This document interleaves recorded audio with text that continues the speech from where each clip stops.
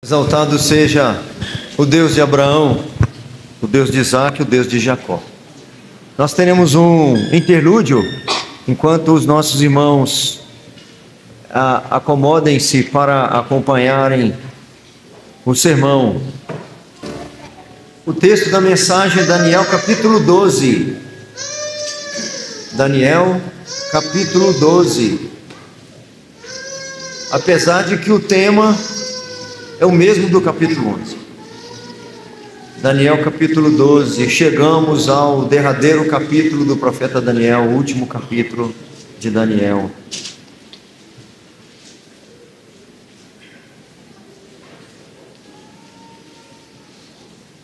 Sabemos que os 9 primeiros capítulos de Daniel são uma narrativa histórica.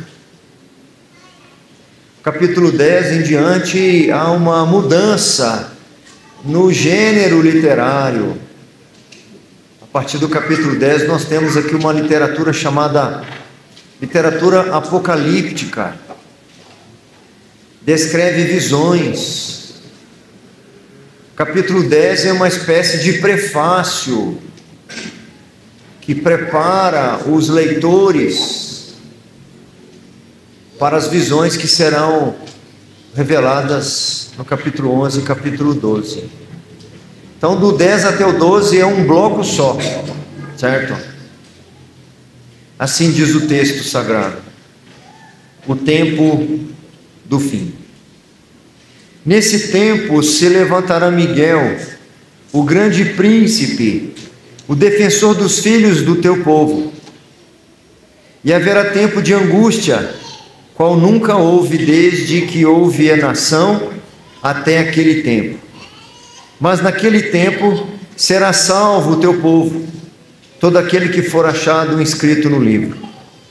Muitos dos que dormem no pó da terra ressuscitarão, uns para a vida eterna e outros para a vergonha e horror eterno.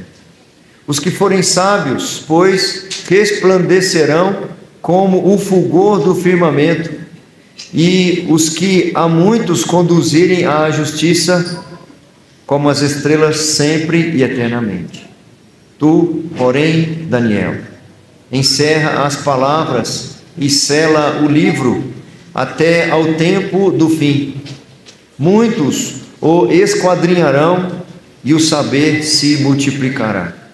Então eu, Daniel, olhei, eis que estavam em pé outros 2, um de um lado do rio, o outro do outro lado. Um deles disse ao homem vestido de linho, que estava sobre as águas do rio: quando se cumprirão estas maravilhas? O 7. Ouvi o homem vestido de linho, que estava sobre as águas do rio, quando levantou a mão direita e a esquerda ao céu, e jurou por aquele que vive eternamente, que isto seria depois de um tempo, 2 tempos e metade de um tempo, e quando se acabar a execução do poder ou do santo, essas coisas todas se cumprirão. Eu ouvi, porém não entendi. Então eu disse: meu Senhor, qual será o fim destas coisas? Ele respondeu: vai, Daniel, porque estas palavras estão encerradas e seladas até ao tempo do fim. Muitos serão purificados, embranquecidos e provados, mas os perversos procederão perversamente, e nenhum deles entenderá, mas os sábios entenderão. O 11.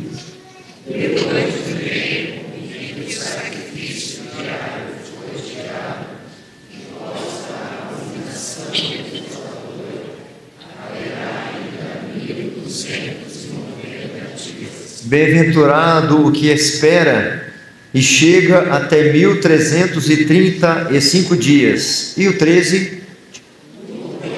Segue o teu caminho até o fim, pois descansarás, e ao fim dos dias te levantarás para receber Oremos mais uma vez, meus irmãos. Senhor, Criador dos céus e da terra, em nome e na mediação de Teu Filho unigênito, o nosso Redentor Jesus Cristo, e tão somente em Seu nome poderoso, este mesmo nome, único pelo qual importa sermos salvos, nós Te imploramos, Senhor, recebe-nos na Tua santa presença, imperfeitos e falhos como somos, com vestes sujas pelas nossas más atitudes e pensamentos e as nossas extensas omissões. Mas aquele sangue vertido na cruz nos garante que estas mesmas vestes são lavadas e o pecado foi pago por preço altíssimo naquela cruz. Então, somente então, no nome de Jesus Cristo, em sua mediação, no favor que recebemos por conta de seu sacrifício naquela cruz, nós te pedimos, Senhor, recebe-nos na tua presença, permita-nos usufruir da tua doce companhia, que o teu Espírito Santo, ó Deus, mova nosso coração, capacite nossa compreensão e habilite a nossa vontade, para que todo o nosso ser glorifique o Teu nome, hoje e todos os dias da nossa vida. Instrua o Teu povo nesta hora, Senhor. Corrige o Teu povo nesta hora. Alimente nossa alma, porque nossa alma tem fome, nossa alma tem sede de Ti. Tudo isso nós insistimos em pedir, no nome precioso de Jesus. Amém. Finalmente chegamos ao último capítulo do profeta Daniel. Eu esqueci de contar hoje, mas foram algumas dezenas de encontros que nós tivemos aqui para chegarmos ao capítulo 12. Nós começamos lá no capítulo 1, narrando a história de um menino, provavelmente em torno de 14 anos de idade naquela ocasião. Agora, no final do livro, sobretudo aqui a partir do capítulo 10, aquele menino já é um idoso, é um ancião que tem por volta de 86, 87 anos de idade. Durante essa caminhada nesses capítulos, nós pudemos perceber ao longo dos anos da vida desse profeta que ele ousou, pela graça do Eterno, ele ousou permanecer firme com Deus, muitas vezes sozinho. Nos textos nós descobrimos que o ambiente era um ambiente hostil.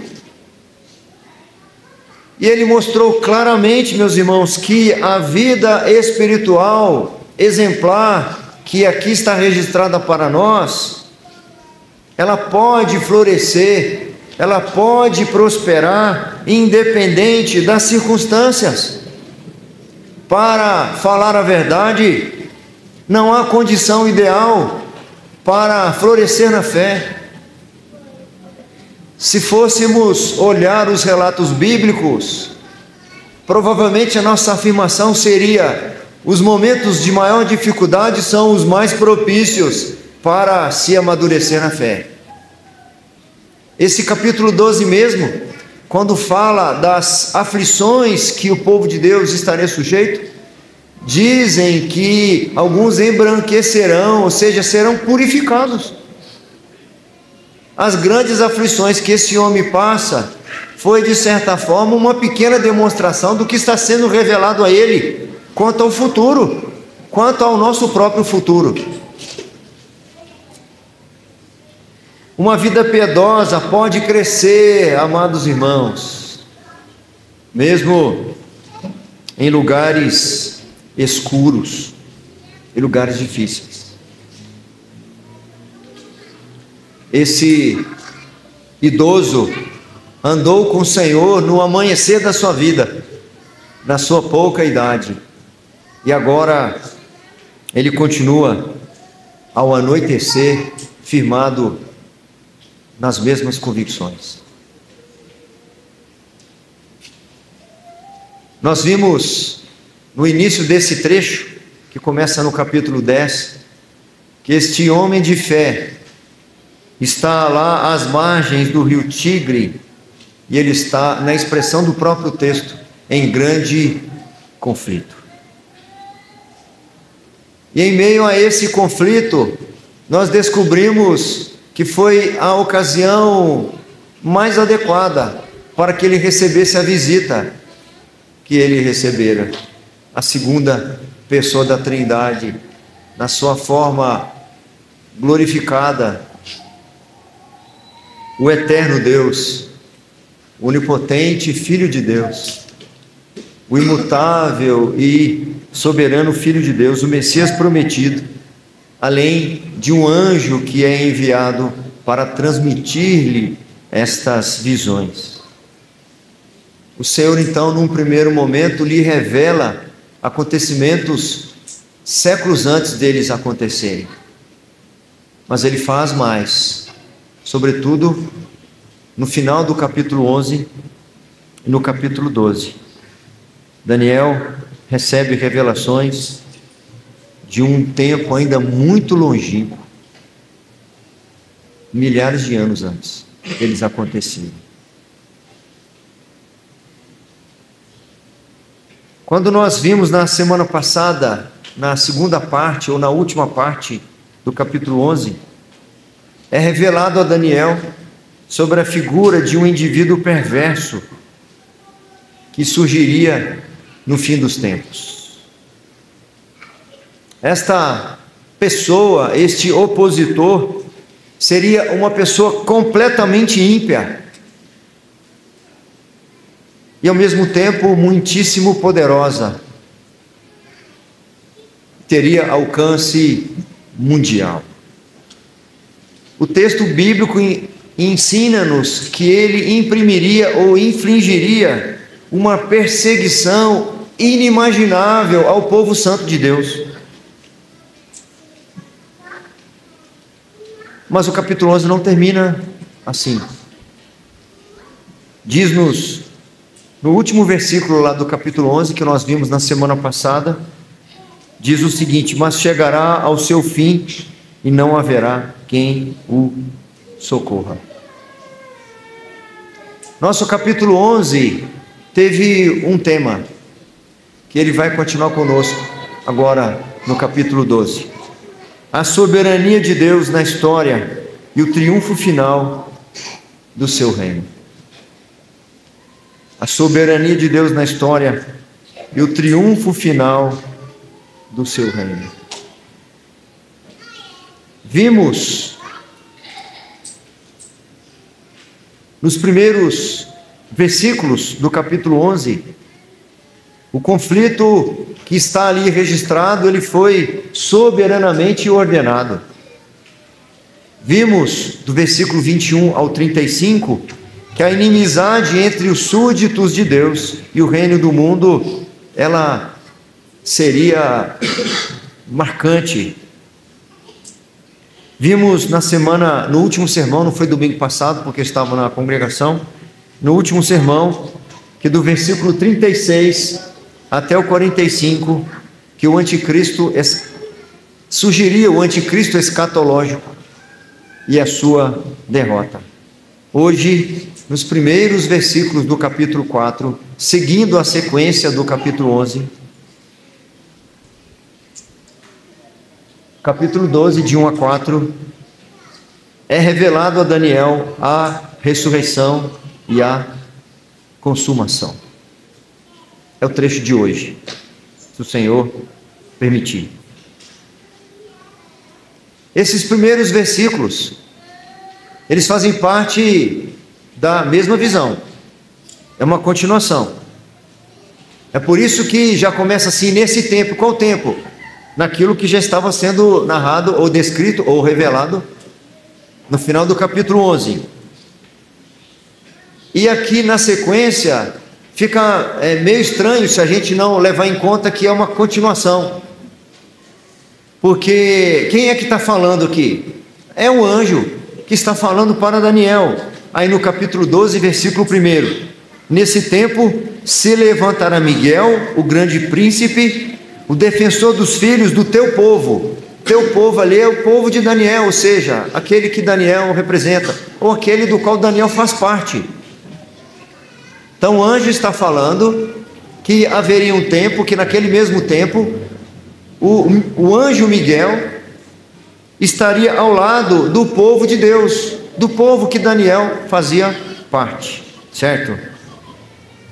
Algumas verdades estão contidas para nós, que certamente aqueceram o coração de Daniel, que não só instruíram Daniel acerca de eventos futuros, mas foram objeto de fortalecimento da fé daquele idoso ancião que estava em grande conflito, que estava às margens do rio Tigre em grande conflito, em grande perturbação. Isso certamente lhe acalentou o coração. O versículo 1 revela-se a Daniel o livramento do povo de Deus. O contexto não vai mudar. As perseguições que estão reveladas no final do capítulo 11, elas perdurarão. Mas Daniel precisa saber que junto das perseguições, ao mesmo tempo em que as aflições fossem sobremaneira aumentadas, ele precisaria lembrar que haveria o favor do Senhor, aquele arcanjo designado pelo Senhor para a proteção do povo. Desde o Antigo Testamento foi Miguel que foi designado para caminhar junto ao povo. E aqui nós o encontramos no versículo 1. Nesse tempo se levantará Miguel, o grande príncipe, o defensor dos filhos do teu povo. Mas ainda haverá tempo de angústia, qual nunca houve, desde que houve nação até aquele tempo. Mas naquele tempo será salvo o teu povo, todo aquele que for achado inscrito no livro. Esse versículo não traz novidade sobre a aflição, porque ela já vem sendo descrita. Mas há dois elementos novos. Um deles é esse: o livramento do povo de Deus. Apareceu na hora que eu olhei. Daniel é assegurado aqui que naquela época mais sombria na história do mundo, no período de maior intensa perseguição, em que o povo de Deus estará sujeito a horrores, que justamente nesse período o povo de Deus será cercado pela proteção do Senhor. Haverá socorro, haverá livramento, haverá proteção. É muito interessante como que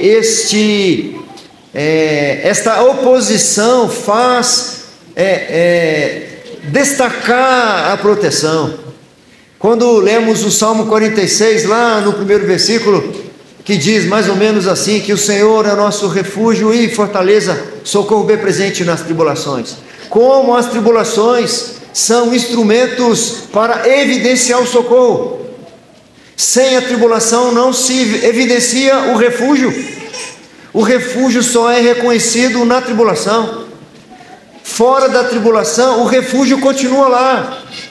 O refúgio continua sendo presente. A fortaleza continua dando-nos a segurança, mas nós não conseguimos vê-la. Nós não conseguimos ver a cura fora da doença. Nós não conseguimos ver o alívio longe da dor. Nós não conseguimos reconhecer o consolo distante do sofrimento. O sofrimento vai continuar, mas saiba que o Senhor há de cercar vocês.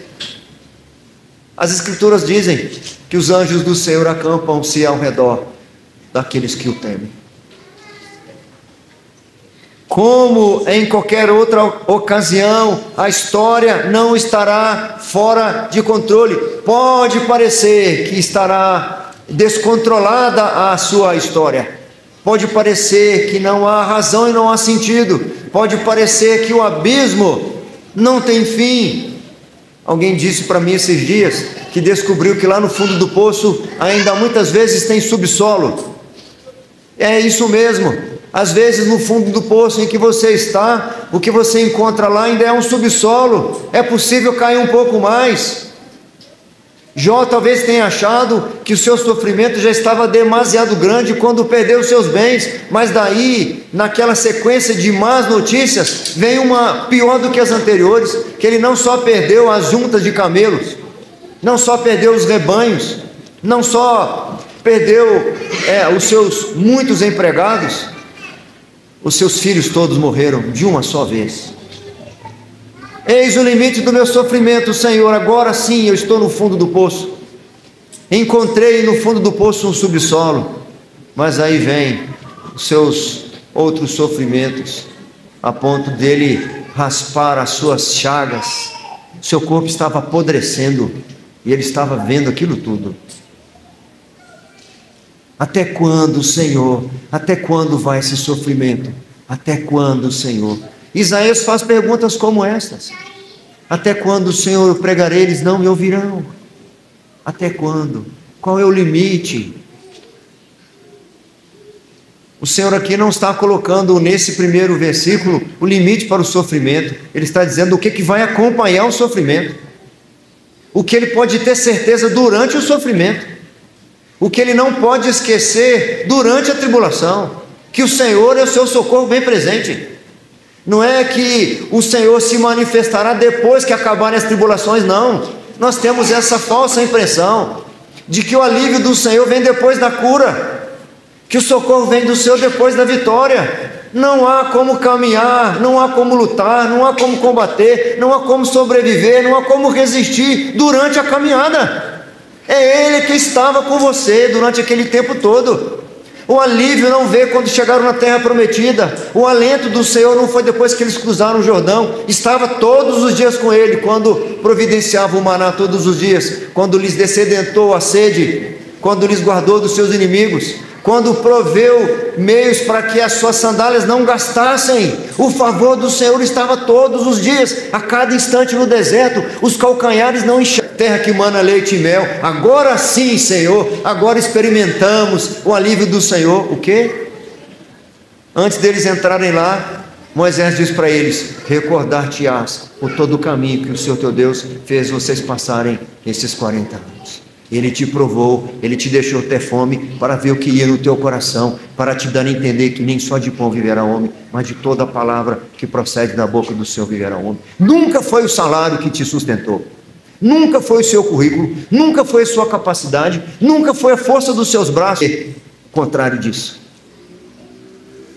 Ao mesmo tempo que haverá aflição tamanha como nenhuma jamais vista na história da humanidade, o arcanjo Miguel será enviado para proteger o povo de Deus, ficando ao seu lado e livrando-o. É isso que o salmista vai dizer, meus irmãos. Se o Senhor não estivesse ao nosso lado, Israel que o diga. Quando os homens se levantaram contra nós, nos teriam engolido vivos. O salmista vai dizer: se o Senhor não edificar a casa, em vão trabalham os que a edificam. Se o Senhor não guardar a cidade, em vão vigia a sentinela. Inútil vos será levantar de madrugada e comer o pão que penosamente granjeastes. Aos seus amados Ele o dá enquanto dormem. Nunca foi a sorte, nunca foi o destino, nunca foi o seu amigo, nunca foi a igreja, nunca foi o seu líder religioso, nunca foi ninguém. Nas mãos do Senhor está o coração do rei. Não foi Ciro, não foi o favor de Ciro que fez, através do seu decreto, esse povo voltar para a terra prometida para reconstruí-la.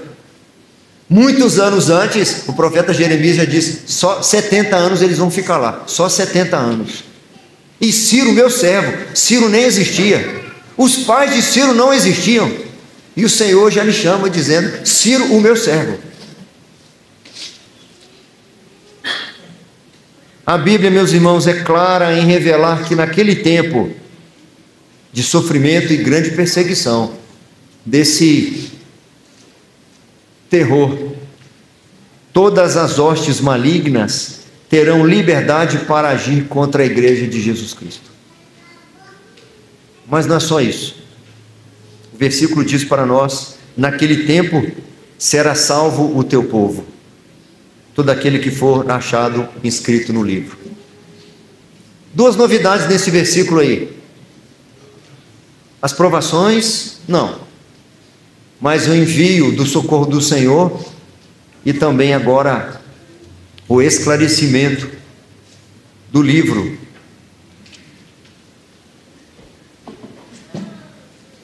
Há um livro, irmãos. Há um livro. Ele não está sendo escrito no momento em que a pessoa crê no Senhor. Foi escrito lá na eternidade. E é tão precioso,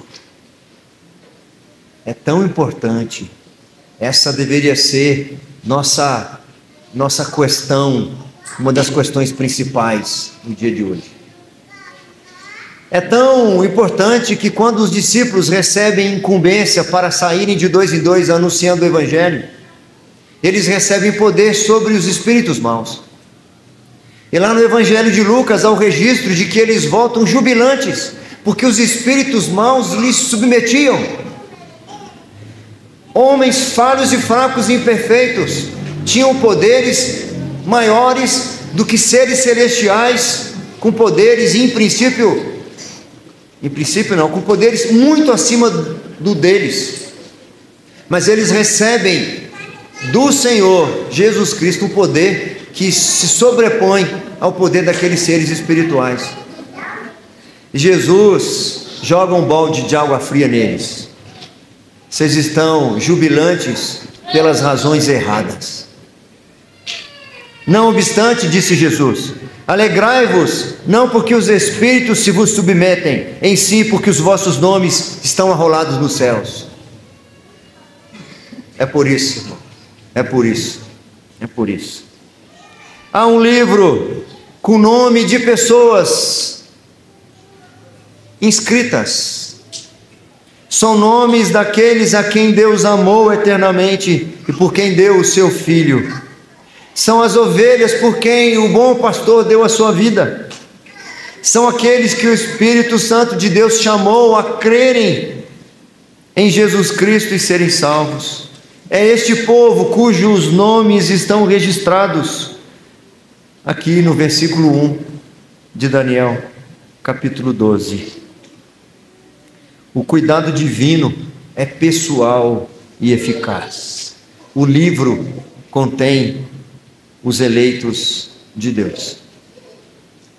É por isso que foi impressionante, deve ter sido muito impactante, não é possível concebermos isso, quando o Senhor Jesus chega no pé daquela árvore, envolto a uma multidão, e olha para aquele homem de estatura diminuta, que estava lá empoleirado na árvore e nunca tinha encontrado com Jesus. Ele diz: Zaqueu. O Senhor o conhecia em meio à multidão. O versículo 2 traz para nós um outro instrumento precioso que reforça esse argumento da ressurreição e da consumação. Haverá um dia de aniquilamento do anticristo. Lá no capítulo 11, versículo 45, nós encontramos, vamos juntos? 11:45, por favor. Amará as suas tendas.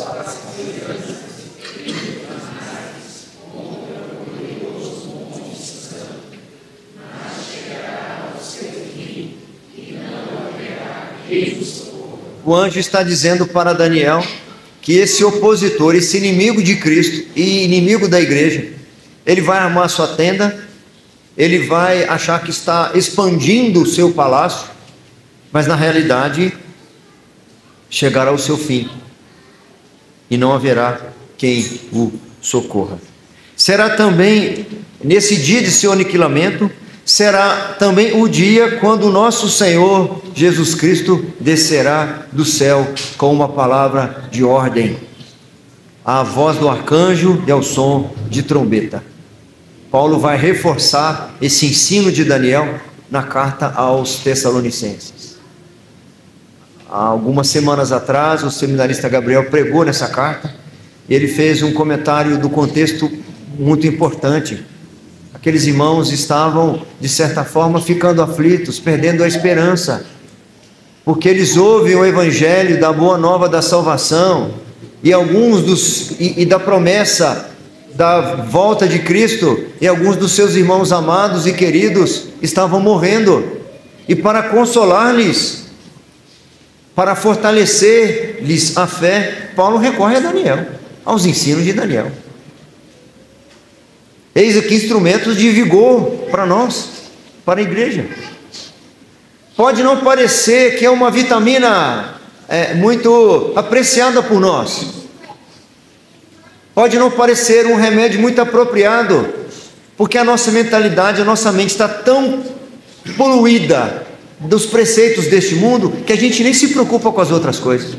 A gente está tão envolvido nas rotinas, no dia a dia, que palavra abençoada para nós é aquela que vem para falar sobre a minha situação atual, do meu trabalho, do meu relacionamento, enfim. Mas esse não é o verdadeiro drama da minha alma. Vez ou outra o Senhor chama a minha atenção, quando estou diante de um caixão, diante de um velório, quando eu estou diante de um resultado de exame negativo. Aí eu quero ver. Então se realizarão os eventos do versículo 2, naquele dia final, em que o nosso Senhor descer nas nuvens, no dia do aniquilamento final do anticristo. O versículo 2 diz: muitos dos que dormem no pó da terra ressuscitarão, uns para a vida eterna e outros para a vergonha e horror eterno. Por que ele fala muitos? Porque muitos estarão vivos. É o que nós vamos encontrar explicações no Novo Testamento. Paulo explica isso aos Coríntios, quando fala da ressurreição, enfim. O último dia será o dia da ressurreição dos que estiverem mortos. Transformados, como diz o apóstolo Paulo, todos seremos. Os vivos serão transformados, não antes dos mortos serem ressuscitados. Ser livre da morte física não é garantido apenas aos cristãos. Todos serão ressuscitados, mas livres do poder da morte apenas para aqueles que estiverem em Cristo. Então até os que fizeram o mal, até os perversos ressuscitarão sim. Então a morte, o que é a morte então para eles? Não, eles não estarão livres do poder da morte, porque eles sofrerão as consequências da separação eterna. Morte eterna é a separação eterna de Deus. E nesse dia haverá então esta separação. O rei e sua glória separará os homens uns dos outros. Seres humanos serão separados, como um pastor separa os cabritos das ovelhas. João diz que os túmulos entregarão seus mortos. Onde quer que tenham sido colocados, os mortos serão chamados ao grande julgamento. O mar devolverá aqueles que lá pereceram. E todos, nenhum morto escapará ao grande julgamento. A ordem de Cristo, a palavra de Cristo, cada membro da raça humana, cada ser humano passará a um dos dois destinos. O versículo 2 diz para nós: uns para a vida eterna e outros para a vergonha e horror eterno. Atenção, não há meio termo, não há neutralidade, não há plano B, não há terceira via. Uns para a vida eterna e outros para a vergonha e horror eterno. Os indecisos já decidiram.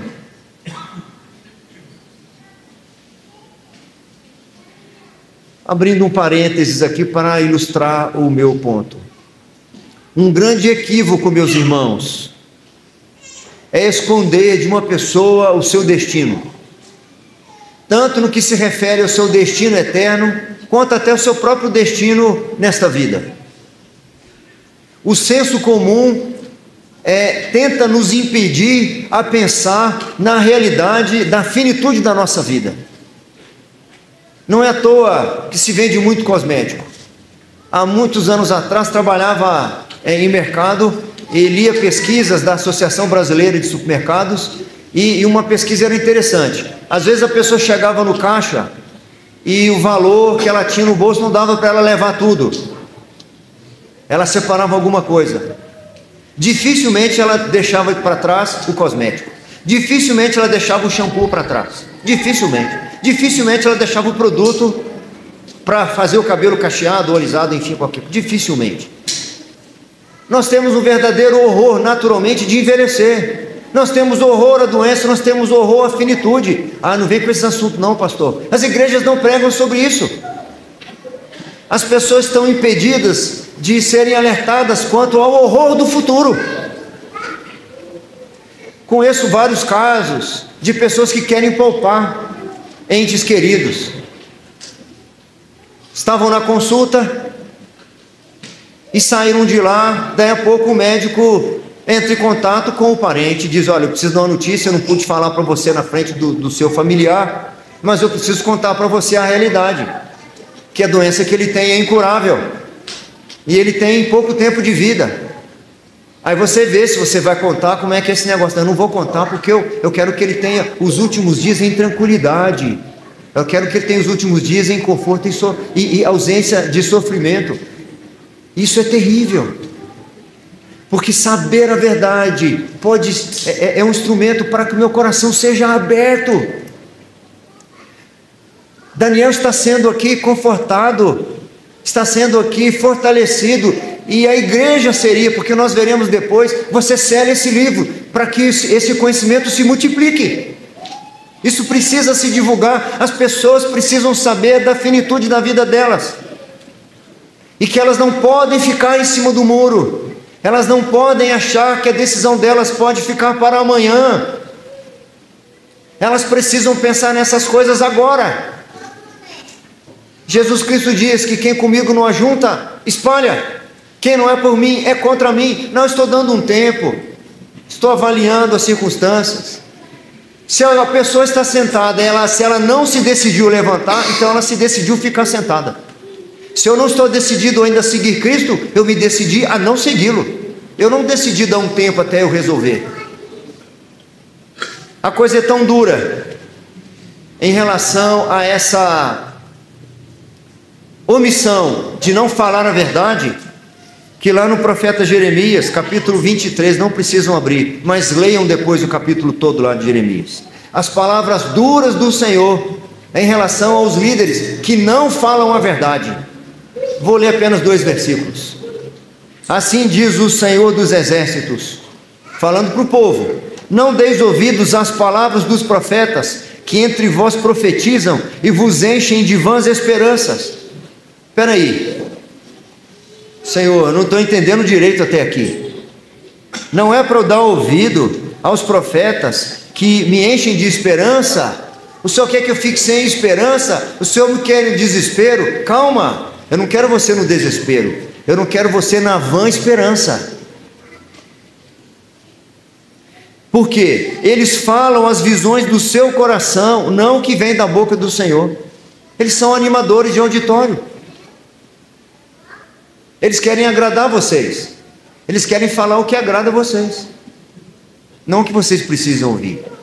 Aí o versículo seguinte, vamos fazer aquele exercício, faz tempo que nós não fazemos.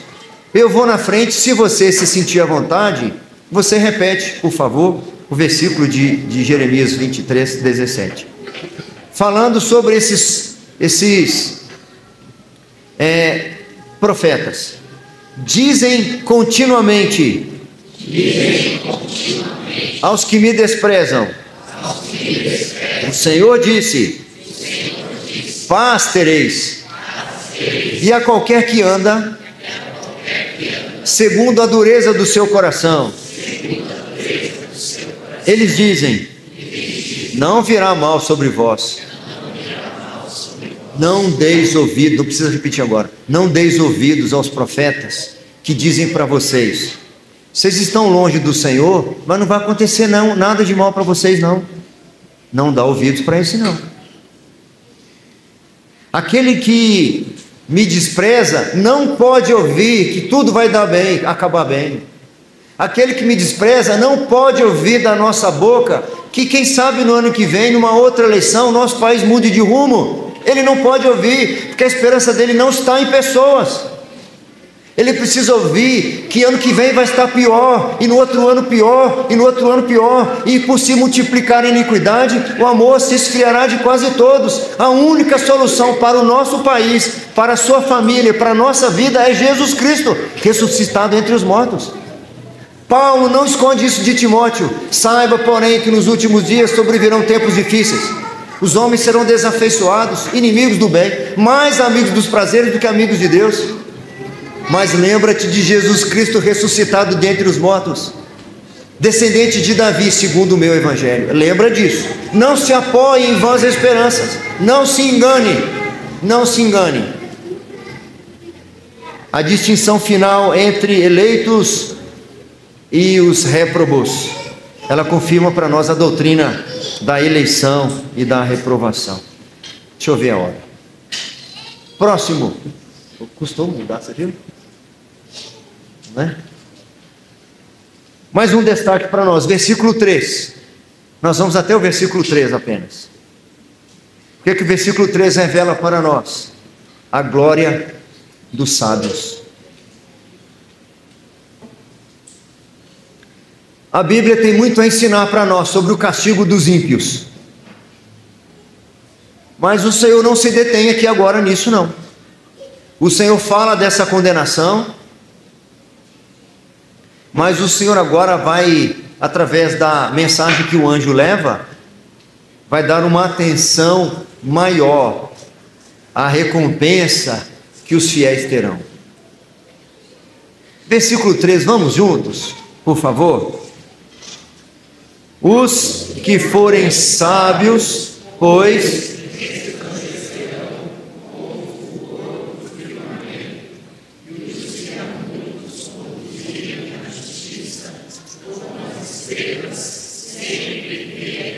oh, meus irmãos, como isso deve ter calado no coração de Daniel.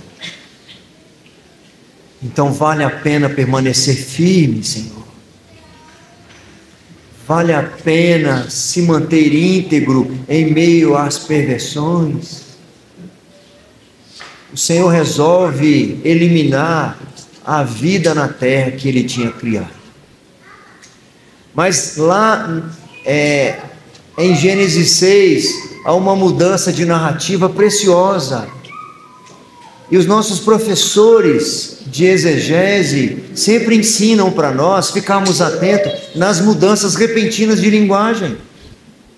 De repente está contando na genealogia, fulano viveu tantos anos e gerou Beltrano. Depois que gerou Beltrano, gerou filhos e filhas e viveu mais tantos anos. Todos os anos da vida de fulano foi tantos anos. Aí de repente muda.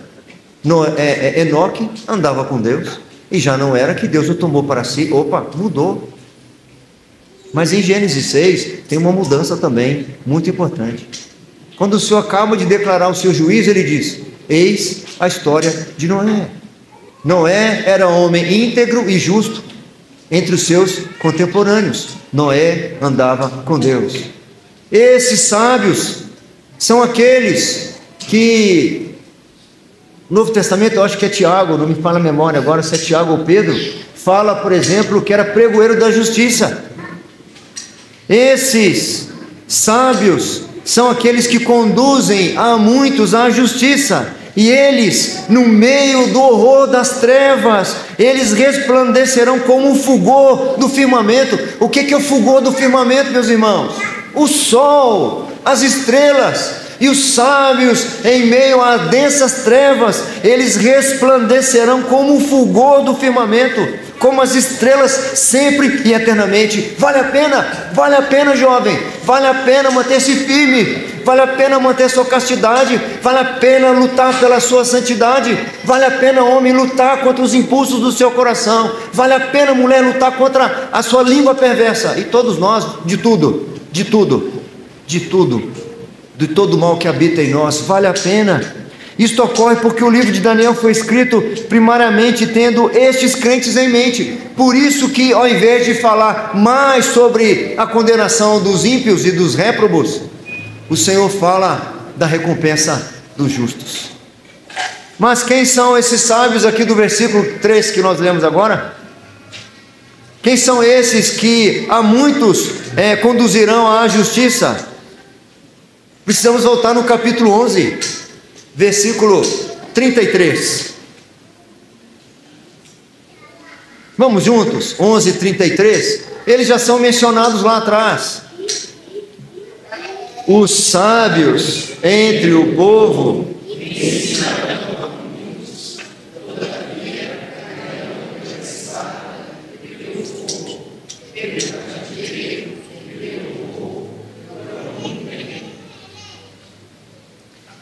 ali, nesse versículo que nós lemos agora, Daniel foi informado, assim como nós o estamos agora, que nos dias mais severos da opressão do tal do Antíoco Epifânio, haveria aqueles que circulariam entre o povo, instruindo-os na verdade de Deus.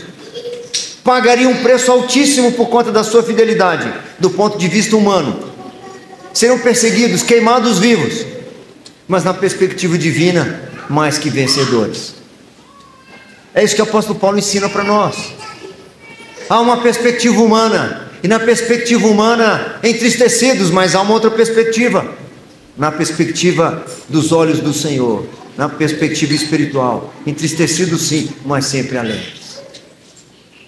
É interessante quando ele diz: nada tendo, mas enriquecendo a muitos. Não tenho nada, mas enriqueço a muitos. Mas como pode? Eu não os enriqueço com prata, eu não os enriqueço com ouro, eu os enriqueço com a verdade poderosa, preciosa do Evangelho. Elias, quando foi para a casa daquela viúva, ele não multiplicou o pouquinho de farinha na panela em 1 tonelada. Não fez isso. Ele não multiplicou o bocadinho de azeite naquela botija em baldes cheios de azeite. Nós já vemos isso nas Escrituras. Nós vemos 5 pães e 3 peixes alimentarem 5.000 homens, fora mulheres e crianças, e ainda sobrarem cestos, 12 cestos. Lá o tanto de farinha era o mesmo, todo dia ela tirava e não acabava. Não tenho farinha para te dar, ó viúva de Sarepta. Não tenho azeite para te dar, mas o que eu tenho eu dou para você. Nós já ouvimos uma fala dessa. Pedro e João, quando estavam saindo do templo em Jerusalém, na porta chamada Formosa, aquele coxo, aquele paralítico pedindo as moedinhas. Pedro volta-se e diz: não temos prata e nem temos ouro, mas o que temos nós te damos. Em nome de Jesus Cristo Nazareno, levanta e anda. Davi vai falar o que é mais precioso nesta vida e o que é mais doce. Qual que é a comida mais doce e qual que é a riqueza mais preciosa. Ele vai dizer que a palavra do Senhor é mais doce do que o mel, o destilar dos favos. Não há nada mais saboroso do que a sua palavra. E não há nada mais valioso. Ele diz: são mais valiosos do que ouro os teus testemunhos, os teus juízos, lá do Salmo 19. São mais valiosos, são mais preciosos do que ouro, muito ouro depurado. E ele completa depois: e são mais doces do que o mel, o destilar dos favos. Pobres, mas enriquecendo a muitos.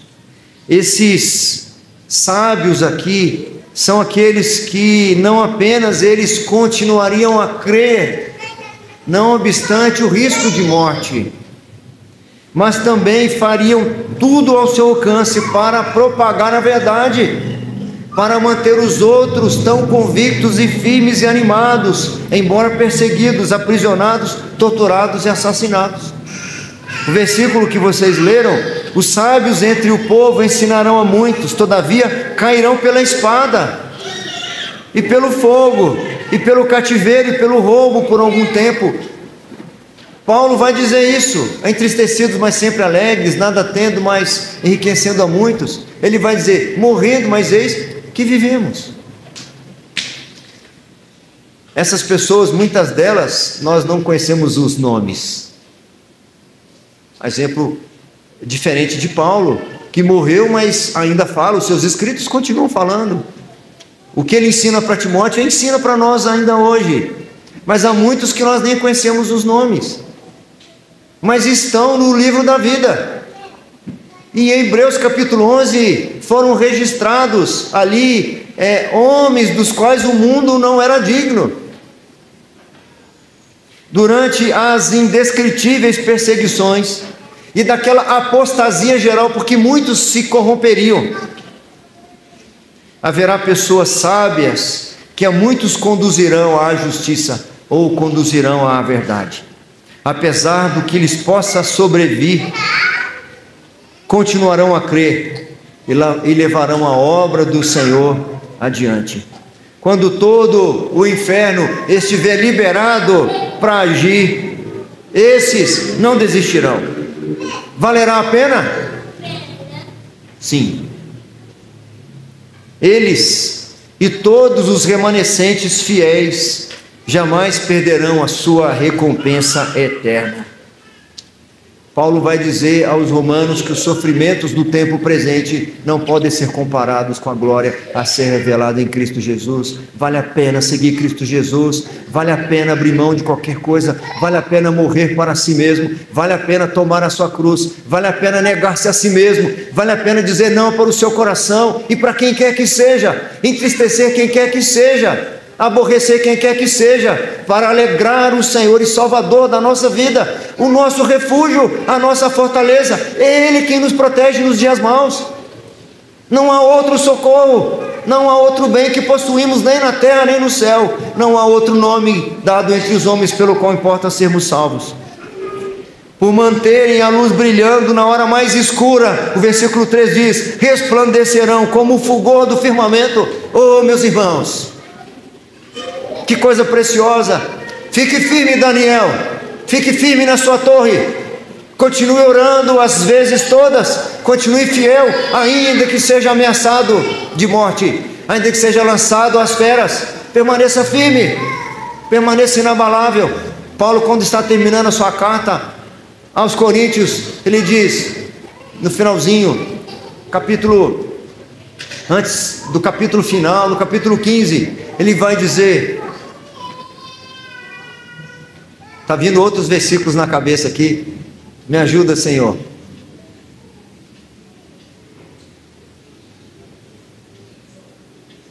Está vindo Romanos, capítulo 15, verso 31, eu acho. Último versículo. Preciso lembrar só da primeira letra, nem a primeira palavra. Tem gente procurando, eu vou olhar aqui.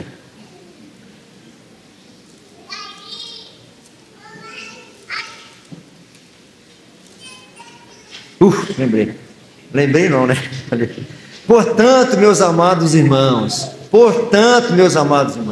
depois de tudo que eu ensinei para vocês, depois de todos os meus exemplos, sede firmes, inabaláveis e sempre abundantes na obra do Senhor, sabendo que no Senhor o vosso trabalho nunca será em vão. Resplandecerão como o fulgor do firmamento. Deixa as meninas da sua geração rirem de você, chamarem você de retrógrada e antiquada, porque você quer manter-se pura para o seu casamento. Deixa você ser perseguido no seu emprego, porque você não quer corromper preceitos e valores lá no seu emprego. Mantenha-se fiel, porque em meio a densas trevas o que mais se requererá de nós é que reflitamos a luz do Senhor, porque vós sois o sal da terra e vós sois a luz do mundo. Avaliando do ponto de vista humano, manter essa fidelidade ao Senhor, manter-se firme em Jesus Cristo, vai parecer para as pessoas da sua geração isso ser uma tolice. Talvez até familiares vão achar você tolo. Que bobagem é essa? Você tem que aproveitar a vida, meu jovem. Você é jovem, passa muito rápido. E assim, poderia citar muitos outros exemplos em que pessoas até próximas de nós vão nos incentivar à fraqueza. Pedro chega para Jesus e tenta fazer o mesmo.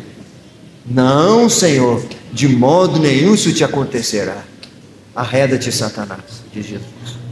Somente quando os inimigos da cruz forem envergonhados publicamente naquele dia, somente quando eles forem sentenciados ao desprezo eterno, então será demonstrado quão sábios foram estes fiéis. Até lá, muitas vezes, nós pareceremos tolos, mas no dia do juízo, aí não.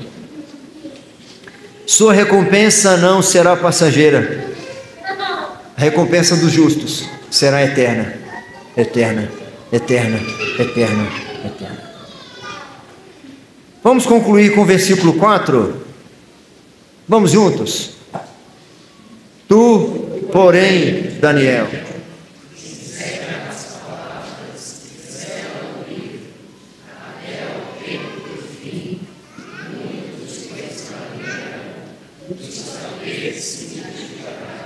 isso não significa que ao selá-lo ele estaria trancado e impossibilitado de ser lido. Não é nada disso. Há um comentarista que diz que tinha um velho costume persa que depois de que um livro, um original, fosse copiado, aquele original seria selado e guardado na biblioteca para futuras cópias, futuros exames. E muitos de nós já sabem que uma das maravilhas lá da Idade Antiga era justamente algumas bibliotecas, como por exemplo a do Egito, que é o atual Cairo. Havia bibliotecas preciosas, e esse livro de Daniel, depois de ser copiado, seria preservado para as futuras gerações lerem-no. Isso depois de muitas cópias. O último ato profético do profeta Daniel, aqui nesse versículo 4, era assegurar-se de que essas profecias que lhe estavam sendo reveladas fossem conhecidas, multiplicadas, não apenas da sua própria geração, mas das gerações futuras. Não é a vontade de Deus, meus irmãos, que nós permaneçamos sem ter conhecimento do resultado final da história. O Senhor não quer que nós sejamos enganados, cujo resultado do exame é grave e alguém está dizendo, não, fica tranquilo que vai dar tudo certo. Não vai dar tudo certo. Nesta vida não vai dar tudo certo. Se alguém está dizendo para você que amanhã vai ser melhor, não é verdade. Em todo tempo nós precisamos buscar o refúgio. O que habita no esconderijo do Altíssimo esconde a sombra do Onipotente. É aquele que sabe do mal que o rodeia. Quem sabe qual o mal que o rodeia, esse vai lá para o esconderijo. Quem não sabe do mal que o rodeia, fica aí nessa vida, achando que nós estamos num parque de diversões. Pedro vai dizer que o diabo vive ao nosso derredor, rugindo como leão, procurando nos devorar. Ele quer acabar com o seu casamento. Não é problema de incompatibilidade de gênios, não.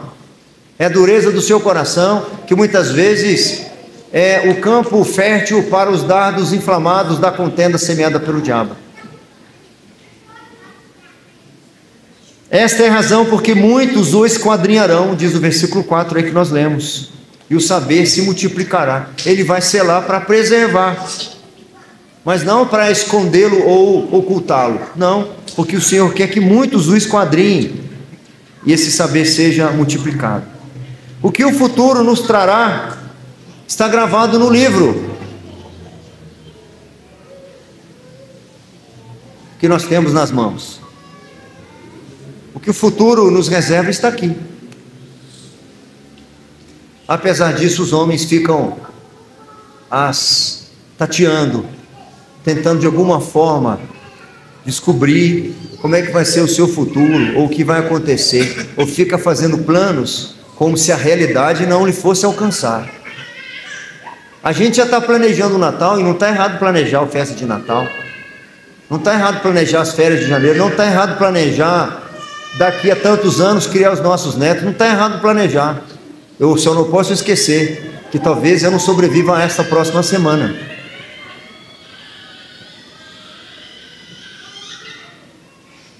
Em toda a sua esperança dos seres humanos e em todo o seu temor, os homens têm se mostrado incapazes de prever o futuro.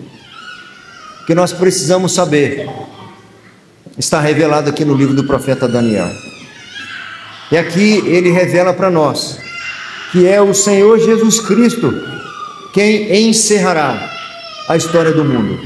Ele que vai dizer fim. Quando eu era garoto, não tinha a menor noção de inglês, agora a noção ainda é muito grande, mas era muito menor. E apareceu no final do filme duas palavras. Quais são? Qual? A pronúncia está mais ou menos, porque... Como é que é? Oh, rapaz, Eu não entendi muito bem o que era, mas o game over virá pela ordem de Cristo. Ele porá fim na história. Ele destruirá o anticristo, fará ressuscitar os mortos, ele julgará e separará os homens, enviando-os ao seu destino eterno. Meu conselho para hoje: procure hoje, agora, o quanto antes, estar aos seus pés. Não adie, porque nós não sabemos quanto tempo nós temos. Há uma citação que eu a trago aqui, direta, que diz: um dos que entrarão para esta recompensa será aquele que desde os 14 anos resolveu nunca desagradar a Deus. Um que vai entrar nessa recompensa, diz esse autor, é aquele que desde os 14 anos resolveu nunca desagradar a Deus, procurando orientar toda a sua longa vida por este grande princípio. Não achou fácil seguir este caminho, mas valeu a pena. O humilde autor deste livro do Antigo Testamento será um dos que resplandecerão como o fulgor do firmamento e como as estrelas sempre e eternamente. O último versículo aí de Daniel, último versículo. Vamos encerrar lendo esse último versículo? Vamos lá?